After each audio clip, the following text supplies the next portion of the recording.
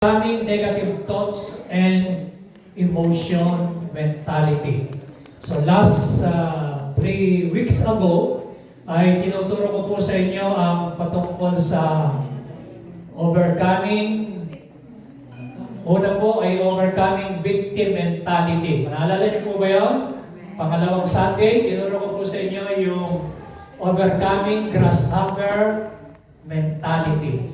At ngayon po, tutuloy po natin yung part 2 ng overcoming negative thoughts and mentality. So marami po tayong mga negative thoughts o negative emotion tulad ng mga depression, worry, fear, anxiety. Halimbawa po, ano ba ang mga example ng positive? Love, faith. Kita po natin na napakahalaga na ma-overcome natin yung mga negative. Tinuro ko po, balikan nyo na lang po yung preaching ko last Sunday kasi hindi ko na po ma-isa-isa para po ma-remind po kayo. So, direkta po tayo sa message ngayon. Ang message po natin ay pangatlo. Last Sunday, tinuro ko po yung dalawa. Balikan nyo po yan para po makuha nyo yung kabuuan ng mensahe. So, pinagsasabi po natin about si Jacob from cheater to praise with God. Binago ng Lord yung kanyang buhay mula sa pagiging madaya, magiging mandaraya o mahina, siya ay ginawang prince ng Panginoon. Si Joseph, mula sa prison, naging prime minister. At ngayon ho, ang pag-uusapan natin ay si Gideon. Kilala niyo po ba si Gideon? Amen. Sino sa inyo ang na-encounter na o sa pagbabasa niyo nabasa niyo na yung istorya ni Gideon? Taas ang kamay. Alam niyo na ba? O kukunti pa lang, ano? Ha? Hindi pa natin kilala si Gideon. Si Gideon ho ay isang judge po siya. Sa Old Testament po kasi nung panahon ho ng wala pang king, ang nangunguna sa kanila ay mga judges na tinatawag. Tulad ni Deborah, ni Samson, ni Gideon. Sila po ay mga judge po. Hindi sila king. So ngayon ho, pagkatapos ho kasi ng mga pinangungunahan ng mga judges ang mga Israelita, ay pumalit na po nagkaroon ho ng kings. Pero si Gideon po, isa sa napili ng Diyos na tinawag ng Panginoon, siya po ay ordinaryong tao. Simpleng tao, kamukha natin, may kahinaan, may kapintasan, may kakulangan. Pero siya ginamit ng Lord from fearful to fearless warrior. Naging dati siyang matatakutin, duwag, pero tumapang siya, naging mighty warrior. So yun po ang pag-uusapan natin mga kapatid. Ano? Una, direkta po tayo. Ano ang lesson natin makikita? Kung pag-aaralan niyo po ang background ng Judges chapter 6, 7, and 8, andyan po yung istorya ni Gideon. Basahin niyo na lang po sa bahay yung buong istorya at i-share ko po sa inyo yung lesson ngayon, yung pinaka-buod ng pangyayari sa buhay ni Gideon. Amen? So, ang mga Israelita po, mga kapatid, after so many years, sa panahon ho na sila po ay maayos ang buhay nila, everything is okay, smooth ang lahat ng nangyayari sa mga Israelita. Lahat okay. Tapos so, ang mga Israelita, after 7 years, bumalik po sila sa pagsamba sa Diyos-Diyosan. So, nung sila'y bumalik sa pagsamba sa Diyos-Diyosan, sa idolatry, ang nangyari po, hinayaan ng Diyos na ang mga Israelita ay masakop o alipinin at i-oppress ng mga Midianites. Okay? 7 years. Sa tuwing sila po ay nagkikiik ng mga trigo, alam niyo po yung mga trigo, yung mga pagkain nila, kumbaga sa atin palay, sa tuwing sila po ay nag-aani ng kanilang mga pananim sa kanilang bukirin, sila po ay kinukuha ng mga Midianites. So walang natitira sa kanila. Ang mga Israelita po ay talagang desperado, kawawa ang lagay, very low ang kanilang spiritual life. Talagang yung kanilang moralidad, bagsak na bagsak, walang pag-asa. Lahat sila hopeless, helpless, umiiyak. Talagang ganun yung sitwasyon ng mga Israelita nung sila po ay bumalik sa Diyos-Diyosan. Hinayaan ng Lord na maranasan nila yung sobrang kahirapan dahil merong dahilan ang Panginoon. So, yun po yung background. Ngayon, makikita niyo po sa unang lesson, sa chapter 6, yan, God uses 2 times to get our attention. Tingnan niyo po, verse 1.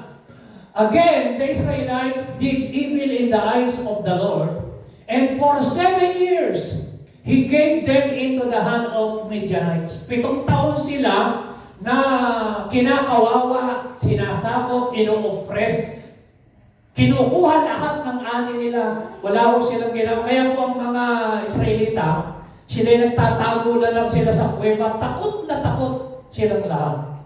Sabi noon, because the power of Midian was so oppressive. Sobra silang inoppress ang mga Israelita. So the Israelites prepared shelter for themselves in the mountain. Nagtatago sila sa mga bundok, nagtatago sila sa mga kuweba, naglalagay ho sila ng mga stronghold sa mga taguan. Ganun ho ka-depress ang buhay nila. So mga kapatid, ang nakita ko po na lesson number 1, God sometimes uses 2 times mga inaalaw ng Diyos yung mga pangyayari sa buhay natin. Kuminsan mga pagka tayo ay sobra ng nakakalimot, minsan hinahayaan niya na may mangyaring bagay na parang sa tingin natin ay pangit o negatibo, pero may purpose ang Lord to get our attention. Amen. Amen? So that is the lesson number 1. May mga nangyayari sa buhay natin na may purpose ang Panginoon. Tingnan niyo po. So Israel was greatly impoverished. Nagkaroon sila ng poverty mentality. Sabi niyo, poverty mentality. Ang sabihin ng impoverished, talagang bagsak na bagsak ang kanilang moralidad. Wala silang pag-asa. Takot na takot sila. Iyan po ang kanilang sitwasyon. And the children of Israel cried out to the Lord. So, sa panahon nung sila'y bagsak na bagsak, wala nang pag-asa, doon naman sila tumawag kay Lord.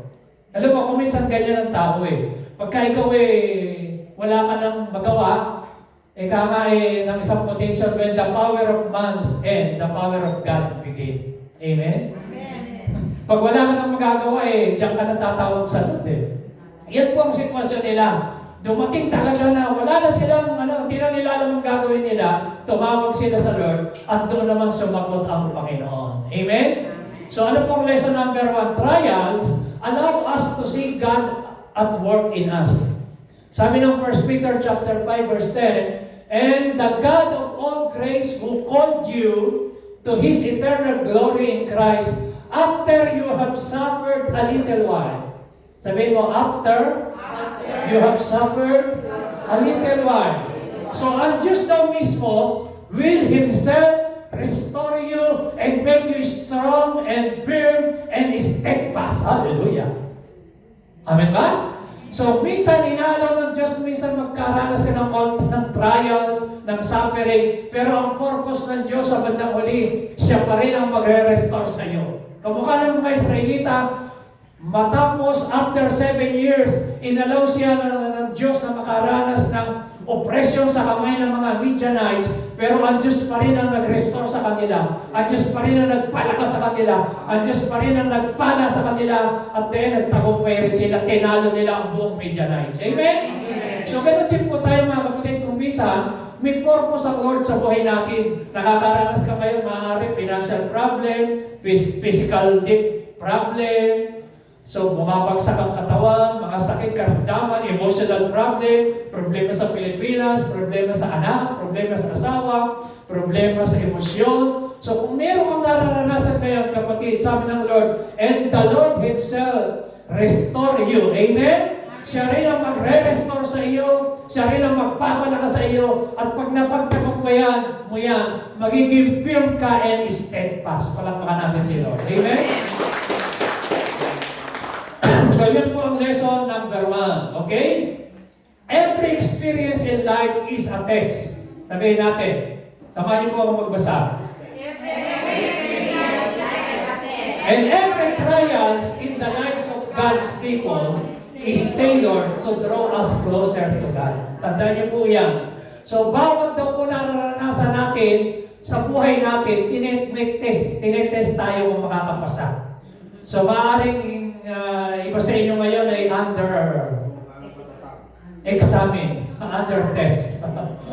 Testing kung tayo makakapasa. Tandaan niyo, si Abraham tines, si Jacob tines, si Joseph tines, sa mga disipulo tines, sila Pedro. So lahat ng mga lingkod ng Diyos, mabasa niyo sa Bible, tines po ang kanilang pananampalataya. So mga kapatid, ganoon din po tayo. Every experience in life is a test, and every trials in the lives of God's people ay merong purpose. Ang purpose niyan para lalo tayo maging closer and closer and closer and closer and closer to the Lord. Amen? Palakpakan natin ang Panginoon. Okay, sabi po ni C.S. Lewis, sabi niya, God whisper to us in our pleasure. Ang Diyos daw po ay bumubulong sa panahon ng nakakaranas tayo ng mga magaganda o karanyahan sa buhay. But God is speaking in our conscience. But shout, God shout in our veins. Alam niyo, kung nakakaranas ka ng mga painful experiences sa buhay, mayroong dahilan, sumisigaw ang Diyos sa iyo, may mensahe ang Panginoon. Amen? And it's this megaphone throws a deaf word. Sabi po ni C.S. Lewis. Okay, number 2. God sees more than we do. Sabihin natin, God sees. Nakikita po ng Diyos higit pa sa ating nakikita. Alam niyo po ba, ang Panginoon, kamukha ng mga Israelita, nung sila'y umiyak, sabi ng Bible, tingnan niyo po, when the Israelite cried to the Lord because of Midian, ano nangyari? He sent them a prophet. Sino po yung propeta? Tinawag ho nila ng Diyos si Gideon. Amen? So alam niyo mga kapatid, pag ikaw ay umiiyak, nagpapadala ang Diyos ng sagot sa iyong panalangin. Sabihin mo sa katabi mo, baka ikaw ay sagot sa isang panalangin. Alam niyo kung minsan, may nagpipray na tao, Lord, i-bless niyo po. Tapos siya pala ang gagamitin ng Panginoon sagot sa prayer mo. Amen?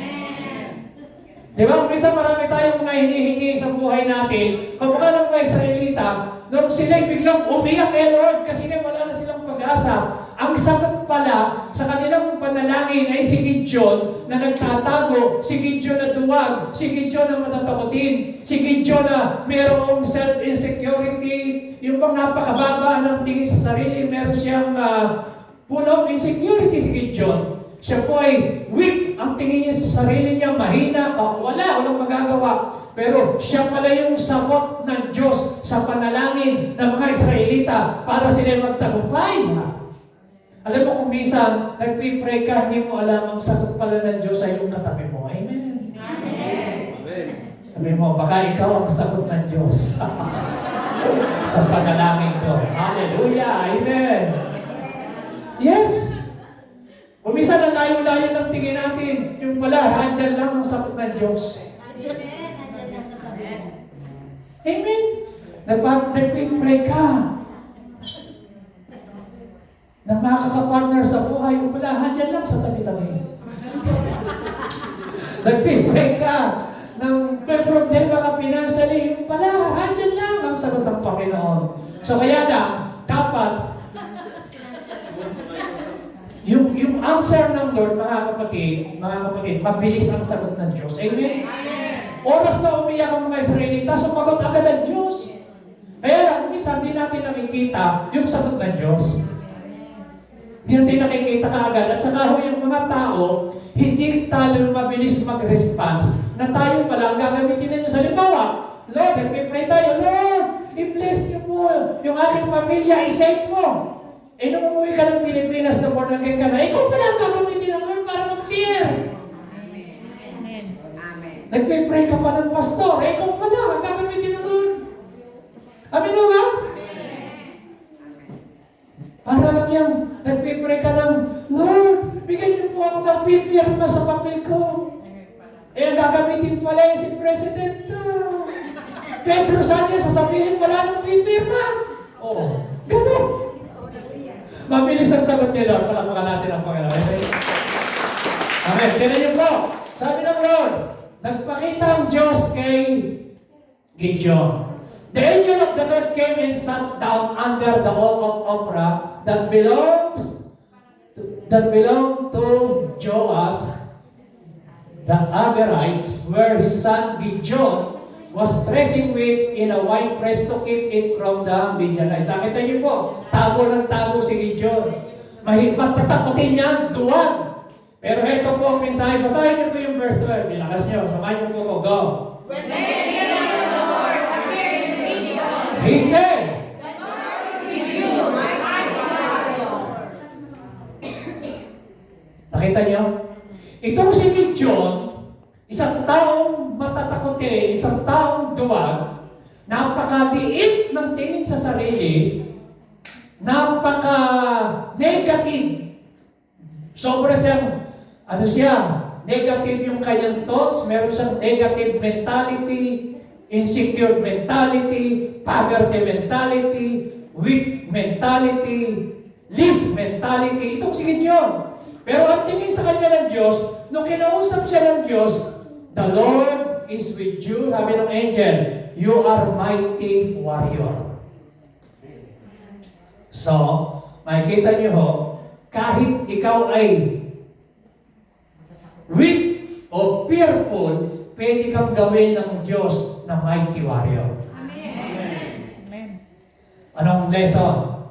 So, huwag mong tingnan yung sitwasyon mo na wala kang pinag-aralan, mahihiyain ka, hindi mo kaya, hindi ka gagamitin ng Diyos. Dahil ang kayang gamitin ng Diyos, kahit mga weak na tao at may kahinaan, kayang gamitin ng Diyos. Amen. From fearful to mighty warrior. Kaya yung katabi mo, kung minsan tinitingnan mo, parang hindi magagamit ng Diyos, hindi mo alam, mighty warrior pa yan. Sa tingin ng tao, walang magagawa. Pero sa tingin ng Diyos, iyong katabi mo ay mighty warrior. Amen, amen. Sabi mo sa katabi mo, you are mighty warrior. Hindi pa makapaniwala, no? So, sabihin natin, hindi ako para tayo si Gideon eh, di ba? Para tayo si Gideon, Pastor, hindi ako magagamit ni Lord, hindi ako. Tingnan nyo, alam niyo po ba, na lahat ng mga natutong tumayo rito sa pulpito, lahat ng mga natutong nag-exhort, nag-opening prayer, nag-scripture reading, sila rin, kami rin, para kaming mga Gideon ng una. Hiya. Yung bang pagtumayo pinapalipitan yung damit kahit hindi naman basa. Nanginginig kahit, di ba, parang ninenervyos. Ganyan si Gideon. So si Gideon matatakotin, duwag, napakatindi ng insecurity sa sarili. Mamaya makikita niyo yan sa scripture. So, pero, yung tingin ng Diyos sa kanya, baliktad sa tingin niya sa sarili niya. So mga kapatid, ito po ang lesson. Dapat mong tingnan yung sarili mo sa tingin ng Diyos kung anong tingin niya sa iyo. Huwag mong i-define ang sarili mo sa sinasabi ng tao kung sino ka. Tingnan mo yung sarili mo kung ano sinasabi ng Diyos kung sino ka. Kung ano ang meron ka at kung ano yung magagawa mo sa pamamagitan ni Kristo. Kamukha ni Gideon. Sabi ng angel sa kanya, nung nagpakita, tago siya ng tago sa kuweba. Takot na takot. Gideon! Aba, you are mighty warrior. The Lord is with you. Do you know who you really are? Number one, alam niyo ba kung sino ka? You are God's child. Anak ka ng Diyos. You are His friend. You are His masterpiece. You have been justified, mga kapatid. So dapat natin makita kung sino tayo, mga kapatid. Amen? You have been justified. You are free forever from condemnation. You are adopted into His family.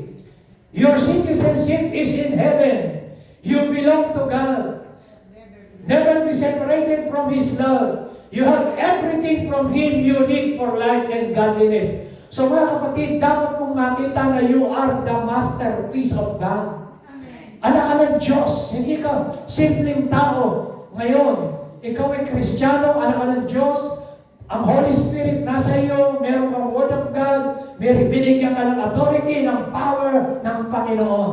Mga kapatid, yan po ang ating identity. Kaya sabi ng Lord sa kanya, Gideon, you are the mighty man of valor. Sabihin mo sa tabi mo, you are the mighty man of valor. So, pwede tayong gamitin ng Lord from fearful to fearless warrior. Amen.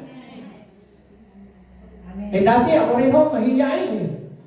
Para ba ako si Gideon? Pero nung pinaniwalaan ko at tinanggap ko yung sinasabi ng salita ng Diyos kung sino ako, nabago yung tingin ko sa sarili ko, nabago yung aking mindset. Sabi niyo, mindset. Kasi po, nandito ho sa kaisipan, mindset. Pag ang mindset mo, ikaw ang tingin mo sa sarili mo, hindi mo kaya, wala kang magagawa, i-epekto yan sa iyong aksyon, sa iyong behavior, sa iyong salita, sa iyong pagkilos. Pero kapag tinignan mo yung sarili mo, aba, anak ako ng Diyos. Amen? Amen. Ako'y pinagpala ng Panginoon. Ako'y ulo, hindi buntot. Ako'y tagumpay, hindi ako talunan. So mga kapatid, lahat na yan, kukunti lang yan. Napakarami pong Bible promises at sinasabi ng Bible kung sino tayo kay Kristo. Philippians 4:13, you can do all things through Christ who gives you strength. Amen? Amen. So dapat tanggapin natin kung sino tayo sa Panginoon. Amen? Amen ba ba? Sabihin niyo po, I am overcomer. Sabihin niyo po, I am a warrior. Not a warrior. Si Gideon po, from warrior to warrior. Woo, hallelujah. From fearful to fearless. Woo. From, makikita niyo po siya na from nothing to something, yung walang-wala, pero bigla siya ginamit ng Lord. Amen? Amen? Amen. From survival to overcomer si Gideon. Nagsusurvive lang sila para mabuhay, tago ng tago sa kuweba. Pero nung tinanggap niya ang Word of God, anong sabi ng angel ng Panginoon? The Lord is with you. Sabi mo, the Lord is with you. The Lord is with you. Alam niyo mga kapatid, wala nang hihigit pa kapag napaniwalaan mo that the Lord is with you. If God is with you, who can be against you? Amen? Kapag naniwala ka, naging aware ka na kasama mo ang Diyos ay nasa iyo, tira niyo po ang problema ni Gideon. Tira niyo, sagot niya. Basahin niyo po. But sir, tira niyo po. Excuse me sir, alam niyo lang sinabi ng angel na si Mighty Warrior, sabi ni Gideon, excuse me sir, para bang, binobola mo ba ako? O ano, sabi niya, but sir, Gideon replied, if the Lord is with us, why has all this happened to us? Parang tayo. So, meron siyang tatlong tanong. Why, where, and how? Sabi niyo, why, where, how? Yung tatlong tanong na yan, tanong din natin, yan din ang problema ni Gideon. Amen ba? Ano sabi niya? Why? Kung ang Diyos ay sumasa akin, bakit ganito nangyayari sa akin? Di ba? Ganyan din tayo kung minsan eh. Kung ang Diyos ay sumasa akin, bakit di ako pinababayaan? Kung ang Diyos ay sumasa akin, bakit ako nagkakasakit? Kung ang Diyos ay sumasa akin, bakit nawalan ako ng trabaho? Kung ang Diyos ay sumasa akin, bakit nagkaganyan ng anak ko? Kung ang Diyos ay sumasa akin, bakit hinayaan niya yung anak ko, yung pamilya ko magkaganyan-ganyan, magka-problema? So mga kapatid, ganyan din si Gideon. Sabi niya, if the Lord is with us, why all this happened to us? Bakit kami inaalipin ng mga Midianite? Bakit kami ino-oppress? Bakit kami kinakawawa? Kung ang Diyos ay sumasa amin. So mga kapatid, ganyan din tayo. Kalungkin natin yung why and where. Kaya niya sabi niya, where are all His wonders that our fathers told us about when they said, nasa ng mga himala, nasa ng signs and wonders, nasa ng blessing. Di ba ganyan din tayo? Tagal ko na nagpipray, wala naman eh. Tagal naman ako nag-church sa gabi, hindi pa dumadating yung blessing na hinihintay ko. Tagal na ako naghahanap ng bahay, wala naman eh. Well, pero sinagot na Diyos yung tatlong tanong. Amen? Sabi niya, where all His wonders? Nasa ng himala? Wala. Wala namang nangyayari. Pinagpipray ko yung asawa ko hanggang ngayon sa halip mga pornagin, lumalala, natuto pong uminom. Where is the blessing? Where is the signs and wonders? Where is the blessing? Where is the testimony? Where is the hand of God? Ganyan po tayo mga kapatid. Tatlong tanong ni Gideon sinagot ng Diyos. Ano yun? Why? Sabi niya, why? Where? And how? Alam niyo po ba yan yung mga tanong din natin? Saan ako kukuha ng pera? Saan ako kukuha ng anong mangyayari sa buhay ko? Paano kaya ako gagaling yung how? Ito, tingnan niyo po. Alam niyo po ba? Sabi ng verse 14, the Lord turned to him and said, go into the strength you have. Lumabas ka ng kuweba. Pinalakas na kita. Save Israel out of Midian's hand. I am not sending you. Tingnan niyo po, ito yung susunod niyang question. Verse 15. But Lord, Gideon asked, how can I save Israel? My clan is the weakest in Manasseh. And I am the least in my family. Nakita niyo po? Pangatlong tanong niya, how? Paano mangyayari, Lord, na sinasabi mo na you are with me? Paano magsasabi mo na ako'y mighty warrior? Paano mangyayari? How can I save? Paano kung masisave ang Israel? Sa aming clan. Alam niyo po ba yung clan? Alam niyo po ano yung genealogy, yung henerasyon, clan. Halimbawa, nagkaroon ng family reunion ng clan ng mga gano'n, o clan, o angkan. Okay, amen ba? Amen. Nasusundan niyo po ba ako? Okay, basahin niyo po. Samahan niyo po ako magbasa ng verse 15. Everybody, lakas po natin. Go. How can I save Israel? My clan is the weakest in Manasseh, and I am the least in my family. Doon muna tayo. Tingnan niyo po, mga kapatid, tingin kayo sa akin. Are you listening? Amen. So, yung utak, yung mentality, yung mindset ni Gideon, siya po ay merong weakest mentality. Pangalawa, yung mindset ni Gideon, meron siyang least mentality sa kanyang pamilya. Pero siya pinili ng Diyos para gamitin ng Panginoon. Kaya yung mga tanggi ng tanggi, siya tinatawag ng Diyos. Kaya huwag na kayong tumanggi. Pag tinawag kayo ng Diyos, oo ka agad. Amen? Kasi lalo kayong tatawagin, kamukha ni Moises. Tanggi ng tanggi, siya pinili at tinawag ng Diyos. Si Gideon, tago ng tago, siya tinawag ng Diyos. Oh, hallelujah. Pero binago ni Gideon yung kanyang mindset. Kasi yung mindset niya, I am the weak, I am the least. Eh, di ba ganyan ang tingin natin sa sarili natin? Hindi, Lord, paano mo ako magagamit? Hindi ako pwede mag-exhort, hindi ako pwede magturo, hindi ako pwede magpatotoo kasi I am weak. Ano sabi ng awit? Let the poor say, I am rich. Let the weak say, I am strong. Amen! Sabi niyo, I am strong.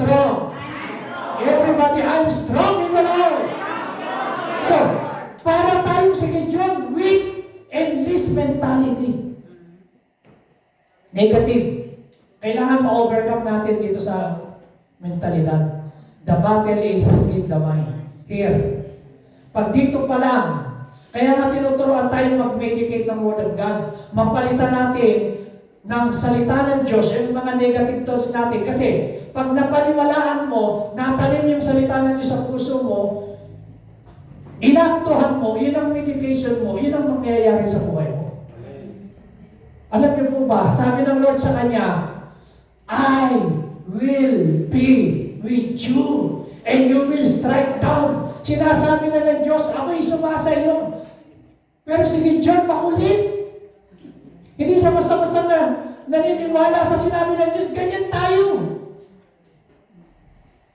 Lord, talaga bang kaya mo akong gamitin? Oo, kaya kitang gamitin. Pero tayo, Lord, di ba, nagdududa tayo, marami tayo. Panginoon, bigyan niyo po ako sign. Sign number 1, sign number 2. Di ba? Bago, ganyan si Gideon. Humingi ng sign. Sabi niya, Lord, kung talagang ako hindi basta siya na-convince, ha? Kung talagang gagamitin mo ako, bigyan mo ako ng sign. Alam mo, sabi ng Lord sa kanya, sige, mag-o-offer ako ng pagkain. Sabi ng Lord sa kanya, sige, kumuha ka, mag-offer ka. Sabi pa ng Lord sa kanya, ihintay kita.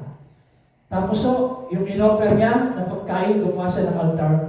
In-offer niya, dumating ang angel ng Panginoon, binar niya yung offering. Sabi niya, naniniwala na ako. Pero another, humingi na naman, another sign. Kumuha po ng lana yung fleece. Sa labas ng kampo, ang ginawa ni Gideon, inilatag niya yun, lana na yun. Sabi niya, Lord, kung talagang kinakausap mo ko, kapag ito'y nabasa, at yung paligid ay tuyo, kinakausap mo ko. Kinabukasan. Gising niya, tinignan niya, basa yung tela na nilatag niya yung fleece na tinatawag. Tuyo yung paligid. Sabi niya, Lord, talagang totoo ka. Pero give me another sign. Binaliktad. Kapag itong tela na ito'y tuyo at basa sa paligid, talagang kinakausap mo ko. Binaliktad nila. Hingin na naman na sign. Nasa bahay. Diyan yun.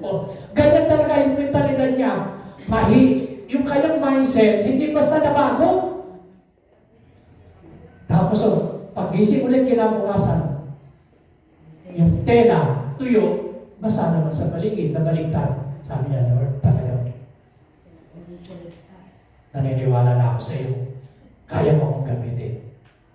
So mga kapatid, di mo ba tayo minsan, kahit hindi ka na humingi ng sign, sapat na ang Word of God kapag sinabi ng salita ng Panginoon. Amen? Amen? Amen. Pero may mga tao sigurista, humihingi ng sign. Parang nung nililigawan ko si Sister Joy, sabi ko, Lord, bigyan niyo ako ng sign na siya talaga yung ibinibigay mo sa akin. Baka basa-basa ko pa naman ng Pilipias, yung Bible. Lahat ng nabasa ko ay puro joy. Lahat ng joy sa buong Pilipias, pinaguguhitan ko yun, sinirkel ko. Ang dami kong nabasa. Basahin niyo po ang, huwag niyo sa Tagalog mabasahin, nasa English, mabasahin niyo puro joy. Kaya sabi ko, Lord, ang ibibigay mo yata mga pag-asawa ko, ang pangalan, joy. Tapos di ako nasiya, sabi ko, bigyan mo ulit ako ng sign, Lord.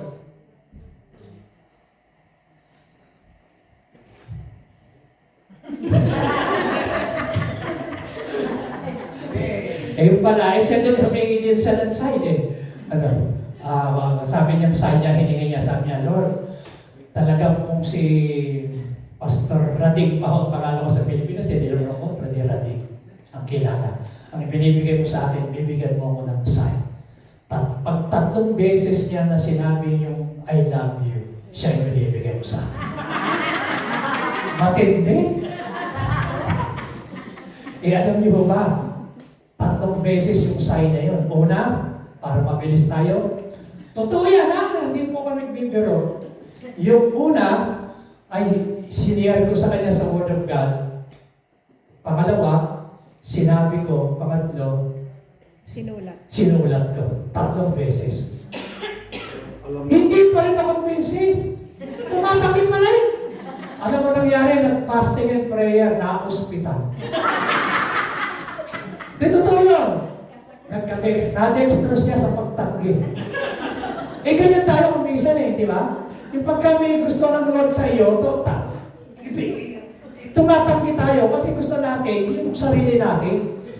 Pero ngayon naman, tuwan-tuwa siya, nagpasalamat at sumunod sa kanya.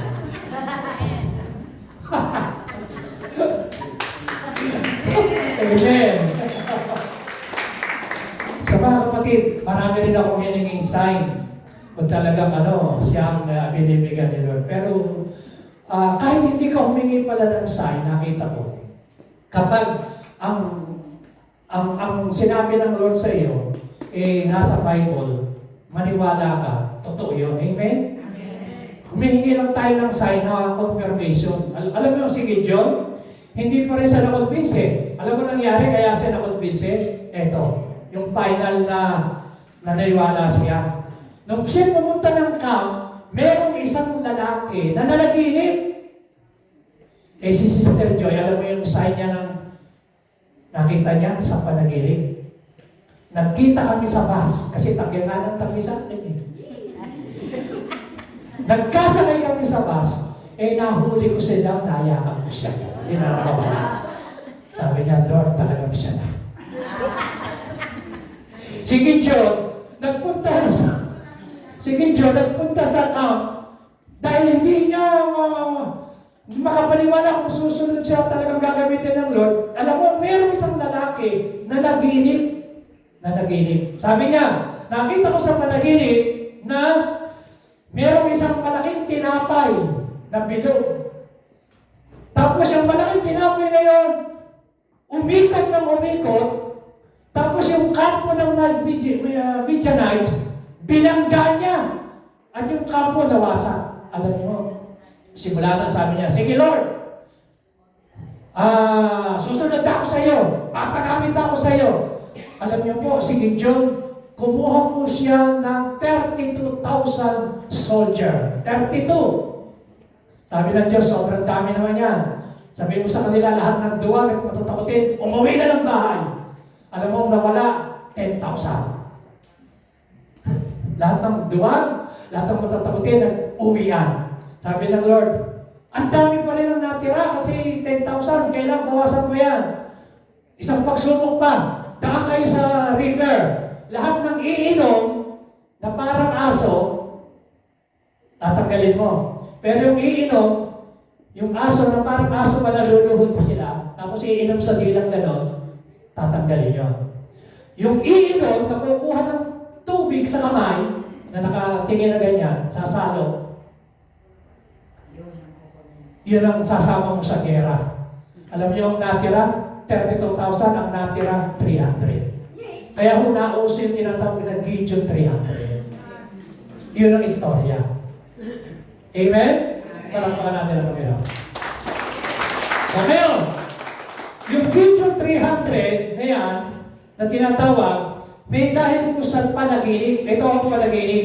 Judges chapter 7 verse 13. Gideon arrived just as a man was telling a friend his dream. Sabi niya, I had a dream, he was saying, a round loaf of barley bread came tumbling into the Midian camp. It struck the tent with such force that the tent overturned and collapsed. Nung nabangga ng tinapay sa panaginip niya, yung kampo nawasak. Alam niyo, nagkaroon po ako ng insight kung bakit ho bread. Alam niyo kung bakit bread? Because Jesus is the bread of life. Sabi ni Lord, I am the bread. Ang sino mang kumain sa akin ay hindi nang muling magugutom. I am the living water. At alam niyo po, nakita ko yung camp, yung kaaway, pinagtagumpayan na ng Panginoon 2,000 years ago. Tinalo na ng Diyos. Nung si Kristo po ay napako sa krus, nung sinabi niya, it is finished, it is done. Tinapos na ng Diyos, nagtagumpay na siya sa gawa at lalang ng kaaway. Amen! Amen! Ang kailangan mo na lang, kapatid, ay paniwalaan at tanggapin at angkinin na you are more than conqueror in Christ. Na dapat mo na lang tanggapin at paniwalaan na you can do all things through Christ who give you strength. Dapat mo na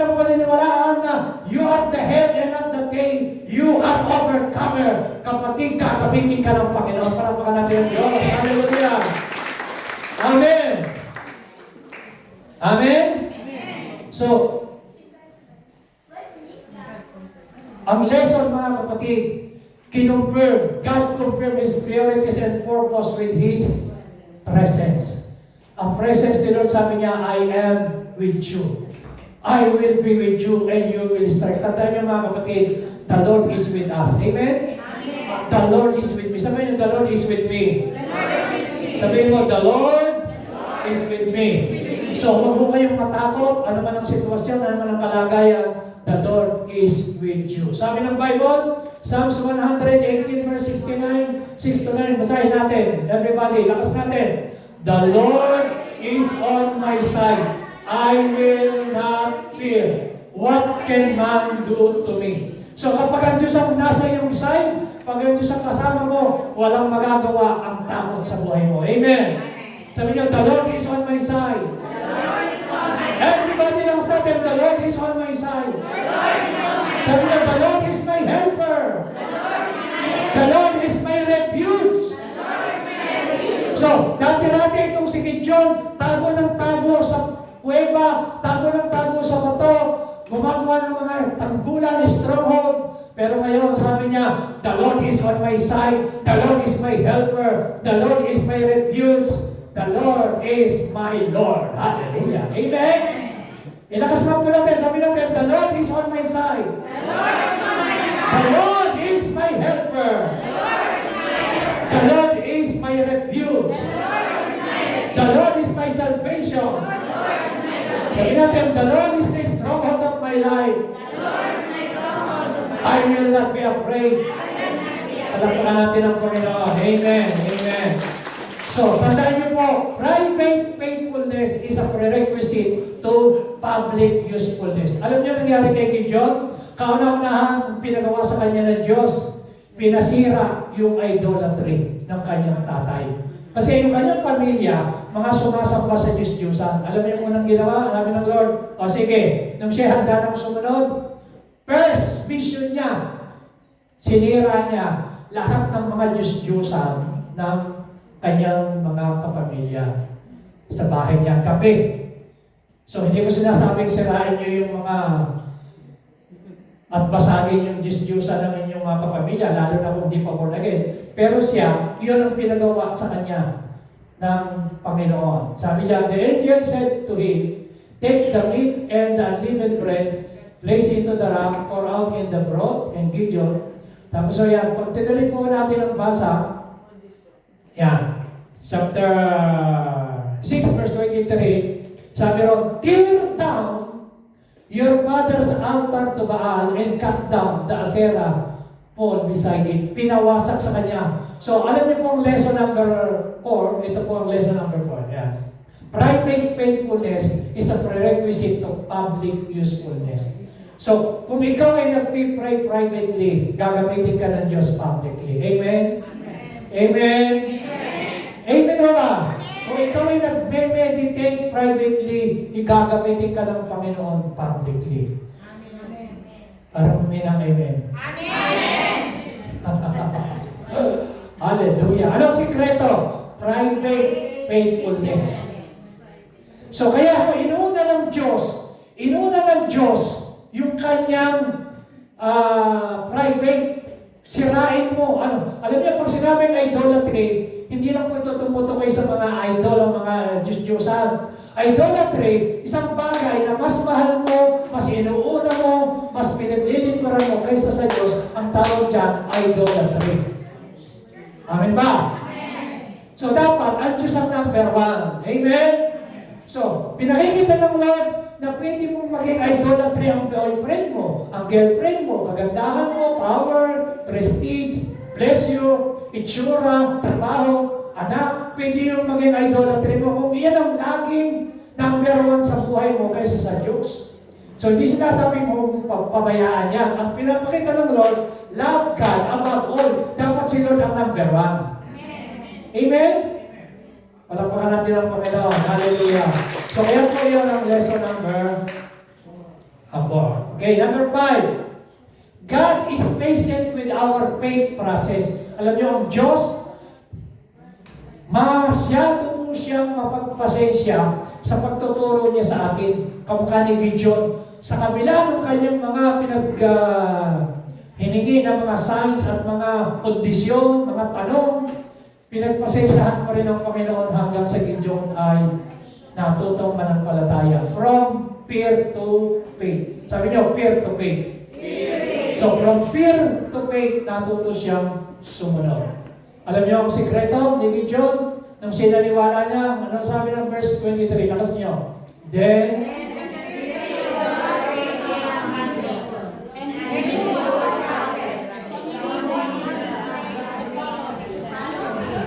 alam niyo ba ang instruction ng Diyos kung bakit tinalo? Kung paano natalo ni Gideon? Mga kapatid, okay ba kayo? Tatapos na po ako, isa na lang. Tingnan niyo, kung bakit tinalo ng Gideon, ang una, the Spirit of the Lord came upon Gideon. Ano yun? Anointing. It's not by our might, not by our power, but by the power of the Holy Spirit. Tandaan niyo po, ang katagumpayan sa ministry, katagumpayan sa lahat ng ginagawa natin, hindi sa sarili nating lakas, kundi sa kapangyarihan ng Banal na Espiritu. Yes. Amen. Palakpakan natin sila. Amen. Amen ba? The Spirit of the Lord came upon Gideon.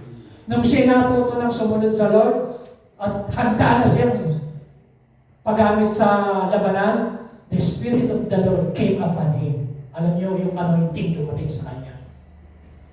Yung power. So, ganun din po tayo. Once na ikaw ay nagdesisyon, sige Lord, papagamit ako sa isang music ministry. Sige Lord, papagamit ako sa service room. Sige Lord, pag-e-exhort ako. Sige Lord, susunod ako sa iyo. Oras na umakbang ka sa pananampalataya, the Spirit of the Lord came upon. I-anoint ka ng Panginoon. Amen. Palakpakan natin sila. Hallelujah. Pero once na hindi ka pa nagdidesisyon, hindi mo mararanasan yung kapangyarihan ng Panginoon sa buhay. Pero once na nag-decide ka, the Spirit of the Lord came upon you. Anong sabi ng Acts 1:8? When the Spirit of the Lord came upon you, you shall be my witnesses, both in Jerusalem, Judea, and to the uttermost part of the earth. So magiging patutuo ka. Gagamitin ng Lord ang iyong mess into message. Kaya alam niyo ang instruction ng Lord sa kay Gideon? Magdala ng trumpet, empty jar, at saka yung jar, mayroong torch sa loob. Nasa Bible yan. Tingnan niyo po. Sabi rito sa verse 16, dividing the 300 men into 3 companies, he placed trumpet. Ano nung kinalaman sa gera, may dala sila trumpet. Pangalawa, empty jars. Ano kinalaman ng dala-dalang empty jars sa gera? Trumpet, empty jars, tapos ang sabi ron, with torches inside. Alam niyo po nakita ko ang inside? Una, yung trumpet, ito po ay simbolo ng ating boses, ng ating message, ng ating pinig. Trumpet. So, pag ikaw ay nagsasalita ka, nagpipreach ka, nagbibigay ka ng warning, nagbibigay ka ng trumpeta sa mga tao. Eh ano naman ang simbolo ng empty jar? Mga kapatid, ang sabi ng Bible, yung tayo po, we are like empty jar. Tayo po ay empty. Tayo po ay jar. Isa lang tayong sisidla. Eh bakit mayroong torch sa loob? Yung torch na yun, that is the power of the Holy Spirit inside you. You can do all things through the power of the Holy Spirit. Greater is He that is in you than Satan that is in the world. Palakpakan natin ang Panginoon. Amen? Nakita niyo yung insight? Alam niyo, pag binasa niyo ang Bible, ano ibig sabihin ng empty jar? Ano ibig sabihin ng trumpet? Ano ibig sabihin ng torch inside? Yung pala nakita ko, 3 inside. Trumpet, message, yung ating boses, yung ating testimony. Empty jar tayo. Dapat tayo po ay mga sisidlang na empty. Tayo ay vessel lamang lalagyan. At may torch sa loob, may fire ng Holy Spirit. Last po, ang success, mga kapatid, Success is determined by God's power, not ours, hindi sa atin. Ano, tayo pong lahat ay tumayo. Tingnan niyo po. Yung pong 20,000, 32,000 Israeli soldier, 32,000, umalis po yung 10,000. Dahil sabi ng Lord, lahat, sabi mo sa kanila, lahat ng mga matatakutin at mga duwag umuwi na. Alam mo na natira? 22,000. 10,000 ang natira. 22,000 first test umalis. So natira 10. Ang daming nawala, di po ba? Tama ba? Ang daming nawala. Imagine 32,000. Yung soldier ng mga sundalo ng Israel. Ang umalis, hindi nakapasa sa first test, ilan? 22,000. Ilan ang natira? 10,000. O sabi ng Lord, marami pa yan. Sinubok ulit, ilan ang natira? 300. Pero alam niyo po ba, kung gaano karami kalaban? Ito ho. 135,000 ang kalaban nila ng mga Midianites. Alam niyo ho, yung 300, imagine niyo po ito ha, yung 300 na Gideonites, ang katumbas nila, bawat isa 450 Midianites. 1:450. Ganong katindi? Nakuha niyo po ba? Yung 120,000, alam niyo po, nung sila'y sumunod, kasi sabi ni Gideon, tingnan niyo po ang instruction. At gusto kong makita ninyo, mga kapatid, na eksakto, ito rin ang pinagagawa ng Diyos sa atin para tayo magtagumpay. Tingnan niyo sabi niya, sabi ni Gideon, "Watch me." Watch me, sabi ni Gideon. He told them, sinabi niya sa mga sundalo niya, na 300, yung 300 na natira. "Follow my lead." Sumunod kayo sa akin. Ililid ko kayo. Alam niyo mga kapatid, kapag tayo nagkaisa na, nagkaroon tayo ng unity, sumunod tayo, sasabihin ko sa inyo, kayang-kayang punuin ng Diyos ang church. Amen. Sabi niya ni Gideon, "Follow my lead." Sumunod tayo sa pinagagawa ng Lord sa atin. Sumunod tayo sa leading ng Lord sa Church of the Rock. Amen? Amen. So ano yung revelation, kung ano yung pinagagawa ng Diyos sa atin, gawin natin. Alam niyo nangyari? 120,000 nung hinipan nila yung trompeta ni Gideon. Dala-dala ay teacher, may torch sa loob, may fire sa loob. Nung hinipan nila, lakas ng hiling. Alam niyo nangyari? Yung 120 nagpatayan sila. Sila. Patay lahat. Yung 15,000 nagtakbuhan. Ano nangyari? Tinalo ni Gideon. Mula noon, hanggang sa si Gideon ay namatay, payapa ang Israelita. Tagumpay sila.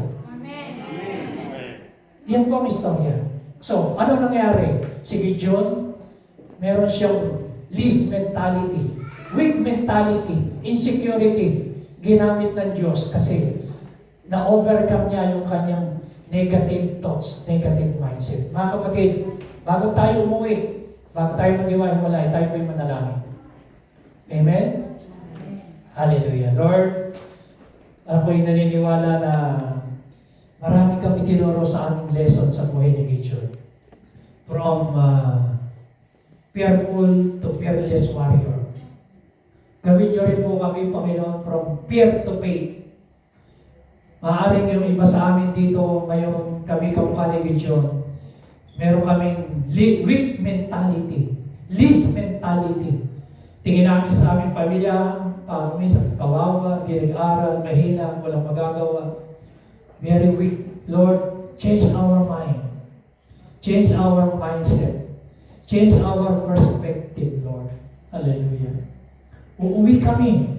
Dala-dala namin ang mensahe mo na natutuhan namin sa buhay ni Gideon. Kami ay pinili mo upang maging mighty warrior. Lord, dinadalayan ko lahat ng iyong mga anak na naririto. We are mighty warrior. Mapagtatagumpayan ng iyong mga anak ang mga trials, mga problema, mga pagsubok, mga disappointment, mga discouragement, lahat ng mga offense, lahat ng mga negative thoughts, lahat ng lalanag gawa ng kaaway, sa pangalan ni Jesus, idinideklara ko, tulad ng sinabi ng salita ng Diyos, simula sa araw na ito, the Lord is with you, and you are mighty warrior. Amen. You are mighty warrior. Ikaw ay makapangyarihan because the Lord is with you. The Lord is with you. Greater is He that is in you than Satan that is in the world. Greater is the Holy Spirit than sickness that is in the world. Greater is Jesus that is in you than problem that is in the world. You can do all things through Christ who give you strength. Dinadalayan ko, Lord, lahat ng iyong mga anak. Uuwi kami na meron kami ngayong mighty warrior mentality. Yes, Lord. Mga kapatid, paniwalaan natin kung anong sinabi ng salita ng Panginoon. Magtatagumpay tayo sa church, magtatagumpay tayo sa ating pamilya, sa buhay, sa pananampalataya, hanggang sa dumating ang Panginoon. Amen. Thank you, Jesus. Sige po, ipag-pray natin sandali ang Diyos. Pag-pray natin na mag-raise up ang Panginoon.